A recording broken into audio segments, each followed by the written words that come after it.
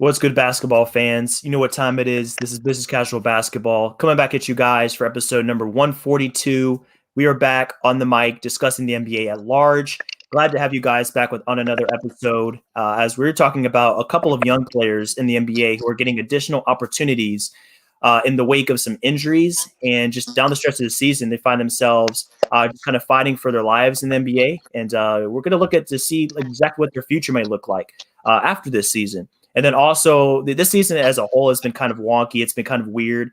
So there's some discourse in our Unwrapped Sports chat the other day that I wanted to kind of address, and then kind of talk about what exactly how we're feeling about this season in the wake of COVID and things being a little bit different than usual. So to help me kind of break all that down, I got my guy John on here from Unwrapped Sports. He's another contributor. A great guy that also follows the NBA. So we are going to be discussing these topics. So I'm glad that he took the time to join me today. And John, I hope you're doing well, man. And excited to have you on this pod to talk some more NBA this week. Yeah, I'm doing good. Pretty big NBA fan, really big Spurs fan too. And I'm excited. Two young guys that are kind of unknown, especially casuals. But most people watching this aren't casuals, I'm guessing. So it's been pretty exciting to talk about them. Same here, man. Same here. So you know how we do at Business Casual and this Unwrapped Sports group in general. We like to shout out a few sponsors that kind of help us get things going here. So, of course, most of our podcast here, we have products available at teespring.com/stores/unwrap. So at that link, that will take you to a page that will allow us, each of our podcasts that have products to sell, you can get a little bit of a taste of what we have to offer, the merchandise, the accessories, and things like that. So that's where you can check out our products is via teespring.com. And then for Unwrap, we also have a VIP program. So that's going to be accessible through patreon.com/unwrapsports. That's going to give you some exclusive access with those of us that are on the podcast network. We have some contributors here. We have some directors. We have some really great people that have some exclusive resources that we like to offer to you if you feel comfortable with supporting us on Patreon. So that's available for you guys down there if you want to get involved with us. Also, we have mybookie.ag. So we have the code USN100 that provides everybody that's using their first time getting into the betting game to get an added bonus for their first deposit. So that's going to be doubled. So if you guys want to get into the betting game, you want to get started with how the NBA is going towards the playoffs and MLB has started and all these sports are in full swing now, this is the perfect time to get your feet wet and test the waters with mybookie.ag. So be sure to use that code if you guys want to get started there. Lastly, we have rxhemp.com. rxhemp-USN is going to be the code to use if you want to get 10% off your entire order. So if you guys want to get some of the recovery products, that's going to allow you to feel a lot better as you're getting back into sports. If you're going on back-to-backs, if you are feeling drained and running down like some of these NBA players right now, they're going to be the ones you want to check out to just kind of rejuvenate your body and help that recovery process come along a little bit easier. So that code is at the ticker at the bottom if you guys want to get involved with that. So I think it's about time now, John. It's there's a couple of players here in the NBA. As we're talking about the NBA, this is going to be our first topic before we get into kind of like the league in general. But to kind of start off, I wanted to just discuss PJ Dozier for the Denver Nuggets. This is a guy that he has an interesting play style. He's an interesting type of guy for the Denver Nuggets. He's more of an off guard. He is a guy that's not a great shooter. He's not going to be a guy that's just going to light you up for 30 points every night. But with that being said, he's a pretty springy, athletic guy. He's a dynamic player. And Denver is in a unique situation right now because they lost they're kind of head of the spear on the perimeter, Jamal Murray, to injury. And, I'm sure you feel the same as I do, man. With his injury, it was just a huge blow to them, their title hopes, and they had a great season to this point. So I really hated to see that happen. But nevertheless, PJ Dozier steps into the void now. And they're also dealing with an injury to Will Barton. So now that opens up even more opportunities for PJ. So right now, he's getting some pretty decent run. Before April 6th, before the Jamal Murray injury, he was only getting about 19 minutes a game. Now he's up at about almost 25 minutes a game in the 12 games since Jamal Murray's injury. So definitely more opportunities for him now as he steps into this area of need for Denver. And, he's a pretty interesting player as well when it comes to defense. So I looked up some metrics, to kind of describe how he is on a whole. And, B-Ball Index has this metric called D LeBron. So he's 86th in that metric when it comes to defense. And then for the Raptor metric that 538 has, he's a plus 2.9. So what that tells you is like this guy can definitely get after it when it comes to playing defense, although his offense is not exactly where it needs to be. So, PJ Dozier here, man, you've mentioned before you watched a little bit of the Nuggets and their games. So I just wanted to get some of your thoughts on what kind of player he is. What do you think about his future? Is this a guy that you think is going to be around for the long haul for Denver even after this campaign is over? So to first address that question, I think that, he's proven himself to, in his role that's, not necessarily like you said, a guy who's going to go get you 30 every night, but a guy who can score, with his athleticism and his wiry frame. I think he's a good backup option. I don't think he's going to be someone that's going to be a contender starting shooting guard. But Agreed. I'm just looking at this basketball reference right now for his games this season. And so before he got hurt against the Warriors, he had only had 6 games where he had gotten above double digits. And in the past, I think it's been 7 games since that injury. He's had 4 double-digit games, including his career high of 23 against the Houston Rockets, although they're a struggling team. And ever since he's gotten, his opportunity to play, they've won 7 out of their last 8. So I think that this is a guy who can definitely, step up in Jamal Murray's, disappearance, obviously with his ACL injury. And I think that in general, I could see this guy being kind of like a guy, you sign him for maybe 1 to 2 years as a good backup. And he's definitely getting a better opportunity now. He's improved his scoring numbers and assist numbers every season. This being his 4th year in the league, I believe. And so I'm just really, I'm high on this guy personally, for his role, of course. I think that if you put him in too big of a role, it could go pretty poorly, but overall, I'm pretty high on this guy.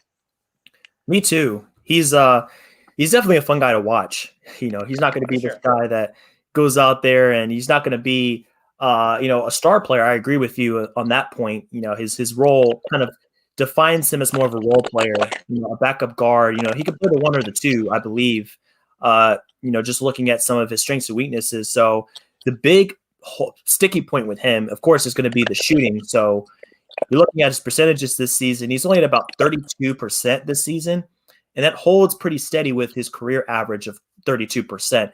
And also from the free throw line, he's only at about 65%. So what that tells me is, he's not really a guy that's going to get to the line and knock down those shots. And a lot of times when you're looking at college players and NBA players, a good determinator of basically how they're going to be as a shooter is the free throw line. So his free throw shooting doesn't really indicate that he's going to be somebody that is a knockdown shooter, although there's still room for him to improve. He's not a very old player, as you said, only his 4th season in the NBA. So where his real value comes in is the defense, and then you're looking at his athleticism and acceleration. So when it comes down to what he can do off the dribble, it's pretty exciting. He's definitely a guy that's, fun to see in transition. He's definitely fun when he gets a leg up on the competition, like a first step.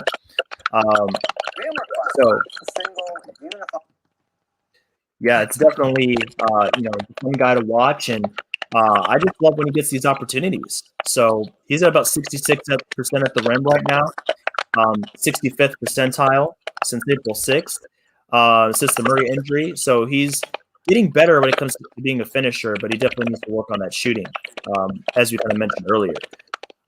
You kind of feel the same way when it comes to like strengths and weaknesses?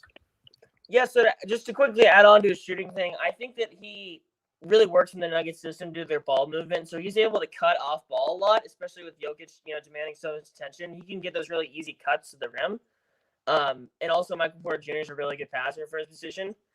And so I think that he's really good in the Nugget system, especially, with his inability to shoot. He can usually cut and use his athleticism to get, points at the bucket.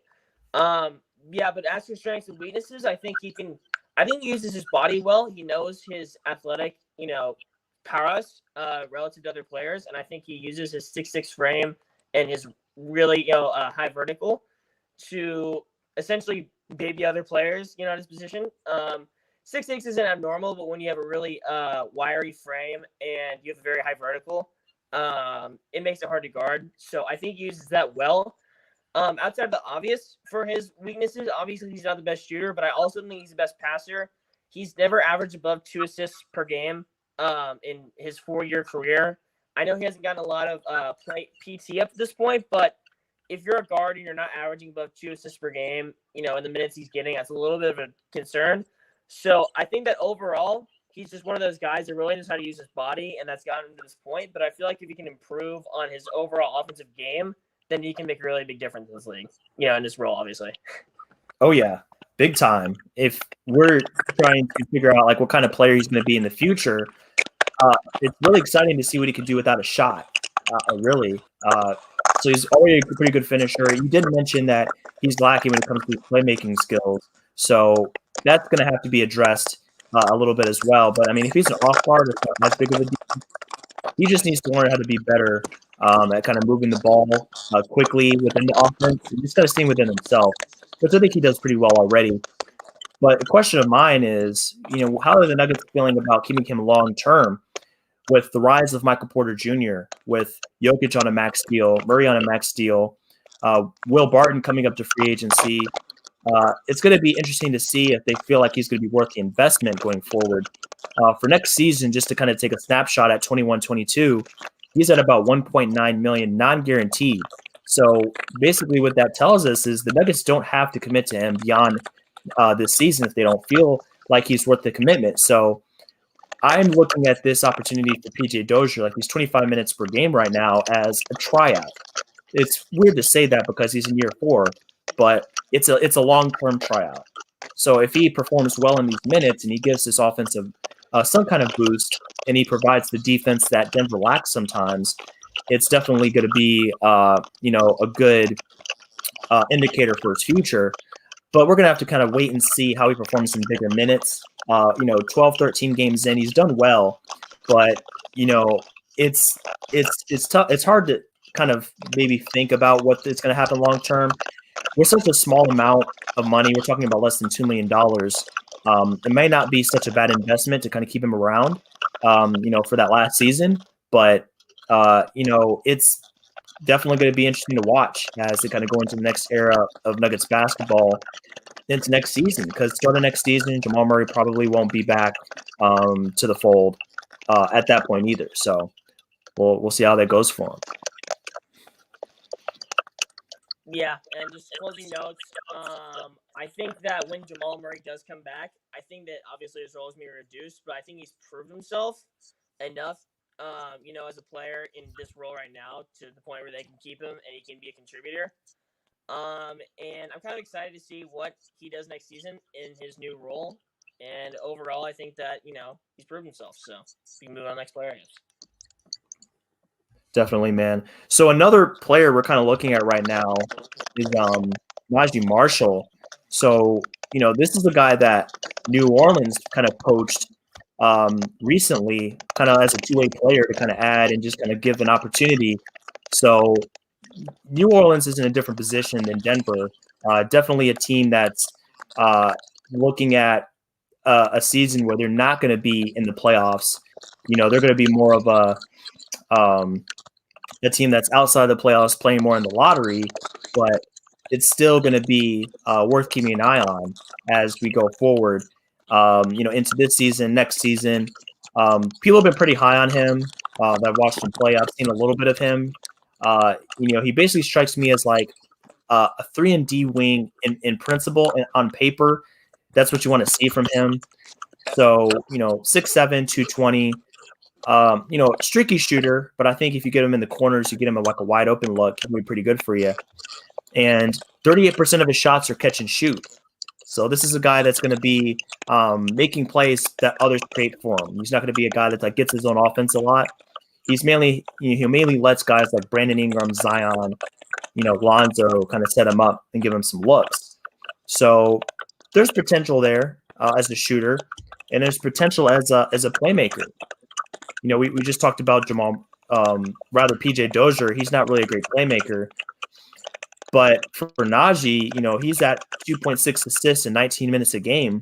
So if you extrapolate that to per 36 minutes, that's about 5 assists per game. So not bad for a guy that's on the wing. He's not really a guard. So the same question presents itself. Has he played well enough to be extended beyond this season? So I guess we're going to have to wait and see how that goes. But based off what you've seen so far of Najee Marshall, it seems like this is a guy that fits what New Orleans needs as like a defensive guy that can knock down shots. So how are you feeling about him and what he's contributed to New Orleans, considering kind of what they need from the wing position behind Brandon Ingram? So, we're looking at a guy who, like PJ Dozier, isn't the best shooter, albeit a little bit better. 34% from 3, 66% from the free throw line. So there could be room to improve. It's a rookie, so it's not it's not the end of the world. That he's not the best shooter right now. So I also think that he can really contribute on the defensive end, like you were saying. He is usually guarding the other team's, best bench player. And he's done a pretty good job so far. He's done good jobs on guys like Austin Rivers and other, bench scoring guards. And I think he has a lot of potential on that end, and I think that on his offensive end, he's kind of figuring things out as a rookie. And I think he needs a little more time to develop, but I think that this guy is the type of guy where we're looking at a dude who is kind of like PJ Dozier. He's going to be bouncing around the league. Maybe he stays in New Orleans for a little bit, but overall, a good backup guard to have, especially if he pans out his offensive game, with a lot of high upside on the defensive end. So I think that's where he is right now. Just checking out some of his stats from the games recently. He's put up some pretty big stats ever since around, early April. He's averaging close to 11 points per game now, ever since about April 11th. So he's definitely scoring the ball as the season goes on. So I think that if he can, produce that in the early next season, then it shows his growth, and I think he's gonna have a place in this league if he can do that. Definitely, man, definitely. So I know, like, so far on this broadcast, it's been, I don't know if it's like I think you told me you're on your phone, but the mic has been kind of choppy. So I don't know if you wanted to try maybe leaving it coming back. I'm just gonna join my computer. Okay. Yeah, let me just do that real quickly. And Gotcha. let me just turn on that real quickly. Okay, all good. So let's see if we can get. And we're back. Sorry, can't have the face cam going for this one, but technical difficulties arose, and I kind of had to adjust the situation. Oh, it's actually good, man. You sound way better, so yeah. That's all good. That's all good. So let's see. So yeah, Najee Marshall. I mean, this is a guy that I think he fills exactly what New Orleans is looking for from their wing position. So you look at their wing rotation. I mean, they brought in James Johnson. They got him in a trade, I think, with the Mavericks at the trade deadline. Brandon Ingram also on that wing rotation. Josh Hart plays that position for them, although he's undersized. He's kind of like a wing in a guard's body, so to speak. So it definitely leaves a little bit to be desired from the size standpoint. So that's where Marshall kind of comes in, and he's like, okay, a little bit more size. He makes some plays off the dribble occasionally, but it doesn't go quite as well when he's trying to create his own shot as it does when he's more of like a catch and shoot player. So when he's kind of like, he stays in his lane, he uses those strengths to, his advantage. That's really where like New Orleans benefits. So I think with a player like this, they could have used him a little bit earlier. Their defense was abysmal almost the whole season. And it's really a shame to see because Stan Van Gundy really prides himself on being a strong defensive unit, but New Orleans never really got to that point where they were respectable. And I mentioned this on a previous podcast, but they're actually worse on defense than they were last season. I think last season they were like 17th in defensive efficiency. This season they regressed down to, I think, the bottom 5 teams in defensive efficiency. So if Naji can continue to provide a sturdy presence on the perimeter when it comes to slowing down these players, because you look at his size, he's pretty decent on the wing. So if he can move his feet well, use his body, he can probably guard some 4s as well. That does wonders for New Orleans because, I mean, we know that's not what Zion is there for. He's not going to size up against the best perimeter players in any other team, even really good forward players. He's going to get burned a lot of times. Same with Brandon Ingram. So I mean, yeah, I think Najee has a real opportunity to stick on this team. He's a two-way player, so there's a low risk here. But if he can continue to just be that 3-and-D type guy, if he can just come in, play some solid defense on the opposing teams, some of their best perimeter threats, that's going to be a heck of an impression, and it's going to show that New Orleans front office that Marshall is a guy that's willing to do what is necessary from his team, which is defense, so getting some stops, being tough. So I think we're going to have to start looking forward to next season because they're not catching the Warriors. I mean, the Pelicans are 3.5, 4 games back at this point, so that's pretty much out of reach. But what they're doing now, I think they're starting to evaluate these guys, who's going to be around for the long haul. And I think Najee can fill that role for them as a guy that's going to come in and be a stopper. That's going to be the key for New Orleans to take the next step. And I think they're already kind of laying the groundwork to make that possible for next season. So we're going to have to wait and see how that goes. And then hopefully next season they can capitalize on that and get a playoff appearance because the pressure is building fast down there with all the talent they have on that team. So I just wanted to quickly note on his defensive rating. In a relatively small sample size, he's played big minutes for or he hasn't had a DNP since April 2nd, which I think that's 14 games back, I believe. So in 14 games, he has a higher defensive rating than his team, meaning that he's obviously a plus impact on that end of the floor. And so, as you were saying, he's going to be if he can improve on his defense and, it's 6'7", small forward defensive potential, especially since this team's wing defense isn't the best. And then when Zion's playing interior defense, it always doesn't go well. So if you're going to have a solid defender like Najee Marshall, who can also contribute some on the offensive end, which he's been doing more and more as he's gotten more opportunities down the line, then I think that, he's going to turn out to be a pretty good player. Again, nothing special, but we're talking about a guy who can be a solid role player down the road if he improves on his strengths. For sure, man, for sure. Great points there. And that's the common denominator we're finding with these two players is like these are guys that are going to be relied on to be solid role players. They're probably not ever going to be premier offensive players, but a lot of teams have that already. They already have the Kyries, they have the Brandon Ingram, Zions, the Lukas. So what they need now to take the next step is guys to kind of fill in those weak spots around them. So the Hawks are a prime example of this. They had a lot of weak spots last season. They had Trae Young, they had John Collins. They had some pretty good foundational players in place, but they needed the surrounding talent to go along with that. So they brought in Bogdanovich, they brought in Capella, they brought in guys like that to kind of fill the void. And it's making a difference. Now they're 5th in the East. They have a shot at home court advantage in the first round. Really an incredible development for a team like Atlanta that's spent so many years just trying to break into the playoffs. And they found themselves where it was like, okay, this is do or die time. We got to get into the playoffs. They made it happen. New Orleans, kind of in the same position. They have the foundational players. They got a Zion here. They got a Brandon. They got a Zion. They just re-signed Steven Adams.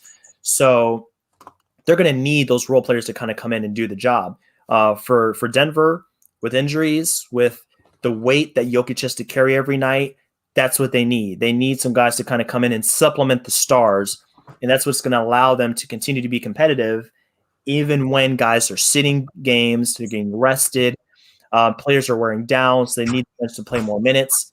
That's what we're seeing this season. And, John, I think this is a perfect opportunity to jump into our second topic, which – we're talking about guys missing games. I mean, wow. How many guys around the league are resting, are missing games due to nagging injuries? Guys are being shut down for the season. I mean, I have 2 names off the top of my head, just not even thinking about it. John Wall and Derek White shut down for the season. And they don't even have huge injuries, but, basically at this point, the teams feel like it's not worth bringing them back. Same thing with Shai Gilgeous-Alexander. He's probably done for the year, even though he's been hurt for like the past 4 weeks.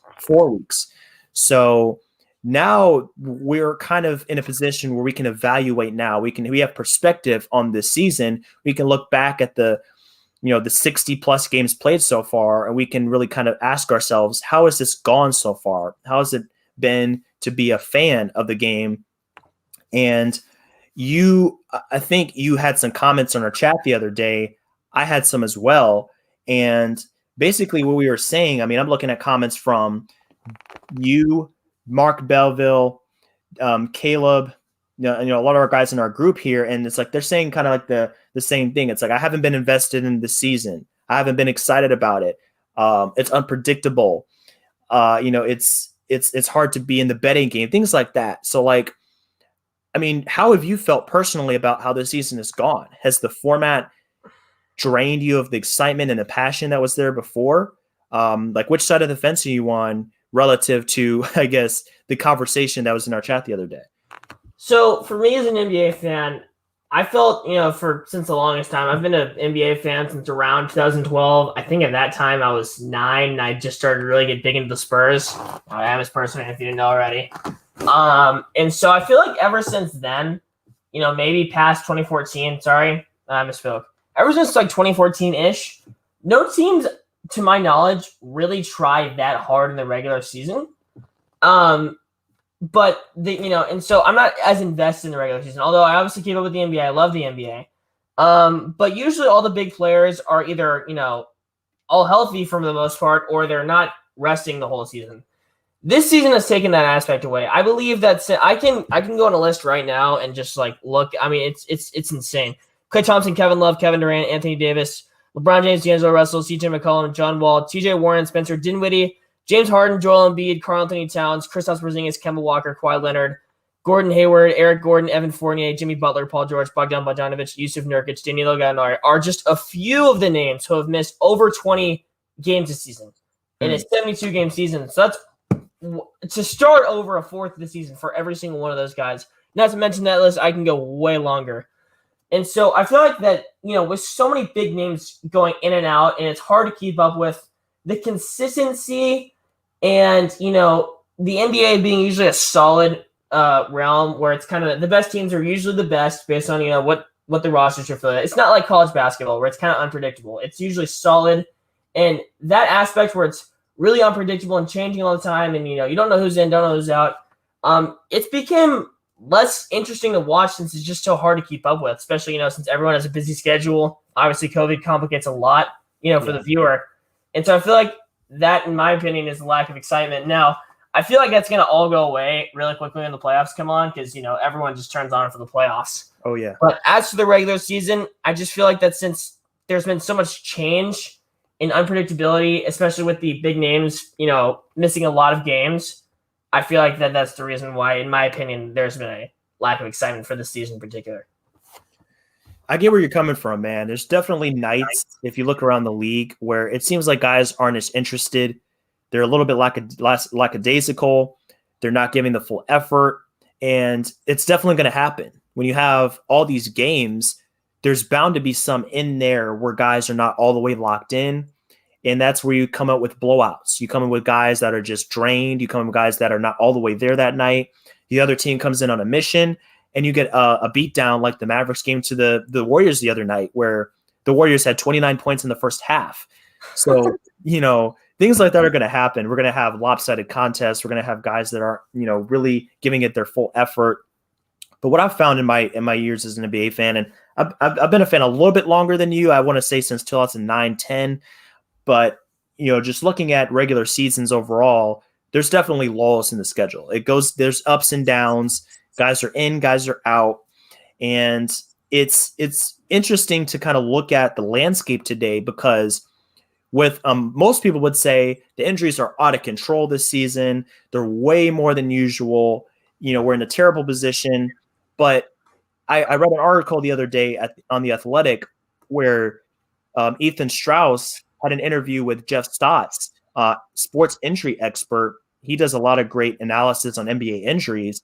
And he actually said this season is not a huge outlier in terms of total injuries. We're actually maybe a little bit more than average, somewhere around average for player injuries. We just see more absences, I think, because of COVID protocols. That's definitely spiked things. But every season, we're going to have guys miss games. We're going to have big guys tear their ACL. We're going to have, major injuries. It's just kind of the part of the game.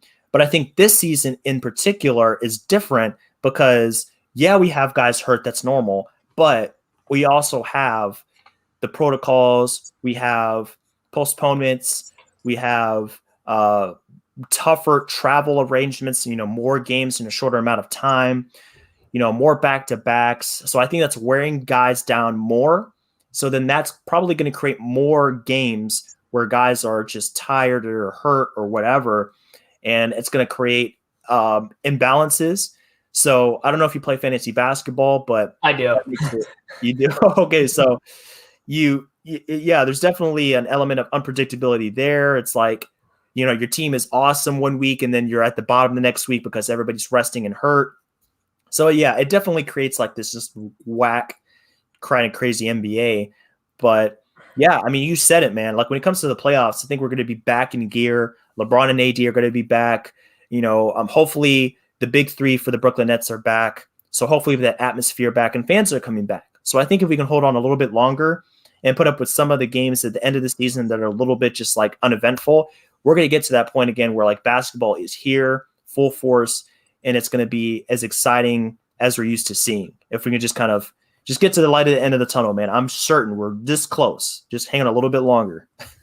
And I think that most NBA fans also watch, they watch their team, but they also watch the big games with the big time teams. And so, as you were saying, since it's more games in a shorter schedule, or not more games, but it's, it's a shorter schedule. And so players are having a harder time with all the back-to-backs and the intense traveling. Yeah. And so I feel like viewership's been down because those guys are also resting too. And so when you have the, the big matchups where it's maybe like, I don't know, Brooklyn versus LA, but KD and James Harden and LeBron and AD are playing, that viewership is going to go down. Yeah. And so you're not really caring as much. Instead of LeBron having 30, it's Kyle Kuzma, having 25, and it's like, what am I watching? Like I can just watch college basketball. What am I watching? And so I feel like that the engagement's going down because, you want to see James Harden and you want to see James Harden and AD battle it out. You want to see, the Knicks are on the count. You want to see the Knicks and the Nets battle out. You want to see the battle of, you want to see all those big matchups, but when everyone's resting, it makes it way harder to enjoy it as a fan. It really does, man. It really does. You want to look around the league. You want to see primetime matchups, NBA primetime. You want to see ESPN. You want to see NBA on TNT. You want to see the stars. That's what we're here for. We didn't come here to see G Leaguers and two-way players. No disrespect to them. They're awesome basketball players, but that's not. Yeah, that's not what's going to engage us as fans. We want to spend our time, which time is a commodity that a lot of us don't have a lot of. So we're not going to sit down and watch subpar games. I mean, it just makes sense. So I know as for me, like I consider myself a diehard fan, but if I look at the upcoming games on the ticker for TNT and the two headliners for the Lakers and Nets are, let's say, Blake Griffin on one side and Kuzma on the other side, I'm out. I don't want to watch that. And then the other part of that, which makes it difficult to get viewership for national networks, is some nights there's 10 games. So if one of those games, the primetime matchup, has like all the stars hurt, guess what? I have 9 other games I can watch. Or I can just watch it on a replay, or I can watch it on an illegal stream. I don't condone illegal streams, but like I'm just saying people do it. Yeah. I can do something completely different entirely. I can just go and just play video games or something. So there's so many different options today, I think, as far as entertainment. If a game doesn't suit our needs, our wants, we have so many different options. Entertainment streaming is just kind of like booming right now. So I think that's another reason why you see numbers down. People have alternatives. It's just that simple.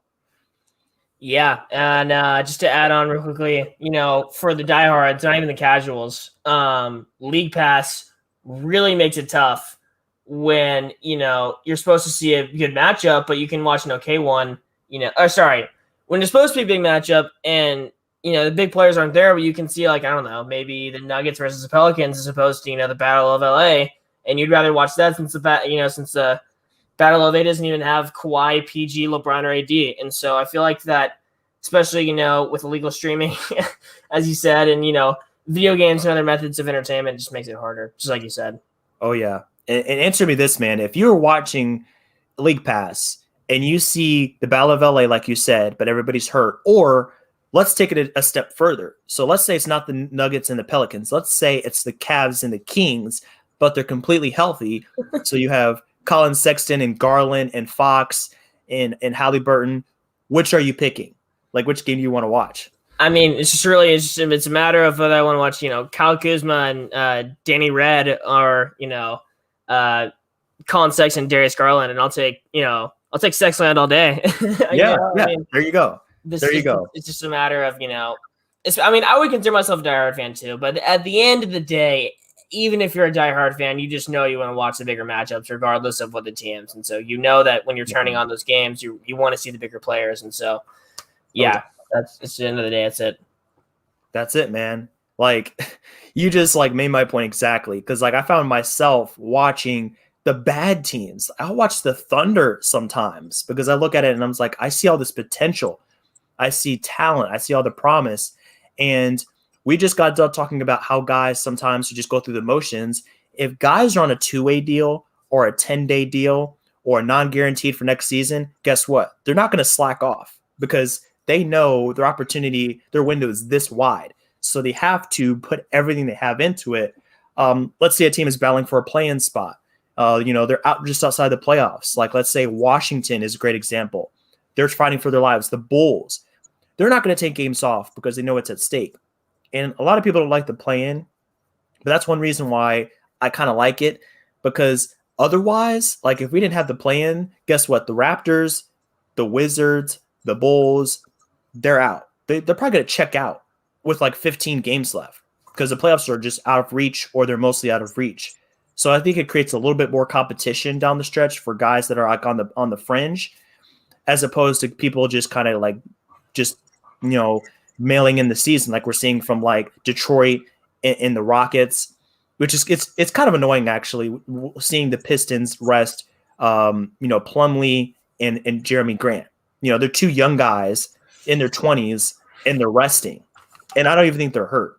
So I just wanted to put that out there as like a mini rant because that annoys me, especially as a fantasy basketball player. I don't want to see guys resting when you're on a bad team and you're healthy, as far as I know. As a fantasy basketball player, this season has been a nightmare, dude. Like I cannot illustrate to you the inconsistency. Like Luka and just the in and out. Like it's like you're checking that stuff like twice a day just to check if your players are in and out, and it's just so irritating. Yeah, that's about as first world problem as it gets. But sure. Yeah. I mean, at the end of the day, it's just basketball. I think it's just really irritating just to see how everyone just is going to take games off.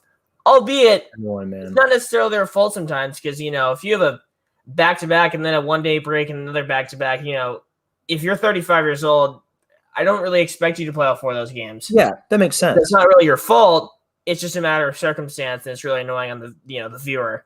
So I think that Adam Silver also needs to step and be like, hey, maybe we should have not done it this way this season. I understand that we are on a time constraint, a game constraint because of COVID, but like next season needs to go back to the way it was because I don't want to do this anymore. That's for sure. And there's a reason there's a lack of excitement, because this season's different. Yeah, I don't want to do this again either, man. I want it to be back the way it was, 100% capacity, 82-game season, plenty of time, no back-to-backs or very few back-to-backs. And, fantasy, just like you said, like I feel bad if people are in paid leagues, like they're playing for money. Oh, Lord. I would be losing my mind. Like, are you in a league for money or is it just bragging rights? Well, if you get last, it goes really poorly for you. And I'm currently towards the bottom, so I'm kind of infuriated myself. I just really don't want to do that. I feel that, man. I feel that. I'm glad I'm not in a league like that because you feel like you got ripped off in a sense. Yes. If you're playing fantasy and it's like my team is stacked, but let's say you have Al Horford and the dude is shut down 2/3 of the way through the season, or you had Tristan Thompson or not LaMarcus Aldridge. LaMarcus Aldridge retires out of nowhere, or you have Drummond and he's putting him numbers, and then it's like I want to trade, so he sits for like 15 games, like stuff like that is just drives you insane. But I know it's a little bit of a rabbit trail. It's not formal NBA. It's not a big deal in the grand scheme of things, but it's just another example as to how I think this season is like taking a little bit of the usual joy and excitement out of it. And we're not alone. Fred VanVleet just mentioned the other week, he's like, I don't have the same joy of the game as I did in a normal year. The other day, I think it was maybe like the last game they played, he's like, my body is messed up. He's not going to play tonight. He's like recovering from a lingering kind of nagging injury. So things like that just really hurt the product of the game. But I just want to put a positive spin on this as we finish this up. The playoffs are coming and no more back-to-backs. The travels could be reduced. And I think guys are coming back from injury that had time off.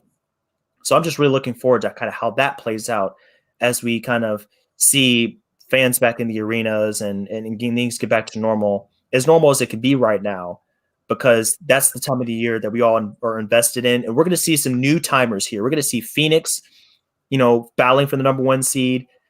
We're going to see some of these teams like Golden State's trying to get back to the playoffs and things like that. So I think the play-in games in particular are going to be really good, even regardless of who wins. I think it's going to be a great competition because it's do or die.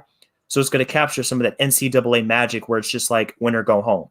So that's what I'm really looking forward to when we get to the end of the season and borderline playoffs. Yeah, and the storylines, I feel like, is another reason that we forgot to mention. There's not been a lot of storylines because no one's really healthy enough to create one for themselves.